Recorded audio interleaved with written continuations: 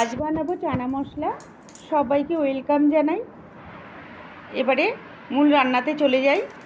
Pressure কুকারে আগের দিন রাত্রিবেলায় ভিজিয়ে রেখে দিয়েছিলাম কাবলি ছোলাগুলো আর দুটো আলু আর তেজপাতা দিয়ে ভালো করে 8টা সিটি মেরে সেদ্ধ করে নিয়েছি।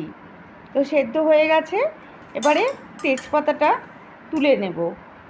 নিয়ে প্রেসার কুকারটা নামিয়ে কড়া বসিয়ে দিয়েছি। এবারে খানিকটা তেল দিয়ে দিয়েছি। তেলটা গরম হয়ে যেতেই জিরে ফোড়ন দিয়েছি আর দুটো বড় সাইজের পেঁয়াজ কুচি করে কেটে দিয়ে দিয়েছি। এবারে পেঁয়াজটা একটু হালকা ফ্রাই হয়ে গেলেই দিয়ে দেব দুটো টমেটো কোচানো। টমেটোটা দিয়েও ভালো করে নেড়ে ছেড়ে নিয়েছি। নুন হলুদ দিয়ে দিয়েছি। দিয়ে ভালো করে নেড়ে ছেড়ে নিয়ে এবারে রসুন বাটা, আদা বাটা আর কাঁচা লঙ্কা বাটাটা দিয়ে দিলাম। দিয়ে ভালো করে কষিয়ে নেব। এবারে একটু লঙ্কার গুঁড়ো দিয়ে দিলাম। আর আগে থাকতেই কাবলি ছোলা আর আলুটা তুলে নিয়ে পেস্ট করে নিয়েছি আর ধনে গুঁড়ো দিয়ে দিলাম।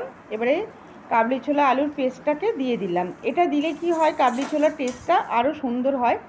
আর এবারে টক দই 3 চামচের মতন ফেটিয়ে দিয়ে দিলাম। একটু চিনি দিয়ে দিলাম।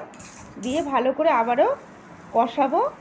আর এবারে দিয়ে দিলাম হাতে ম্যাশ করে কাসুরি মেথি দিয়ে হালকা করে একটু কষিয়ে নেব। আমার মশলা কষানো হয়েই গেছে। এবারে কাবলি ছোলাগুলোকে দিয়ে আবারও ভালো করে নেড়ে ছেড়ে নিয়ে জল ঢেলে দিয়েছি।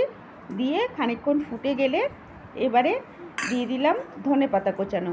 দিয়েই হয়ে গেল আজকের কাবলি ছোলা চানা।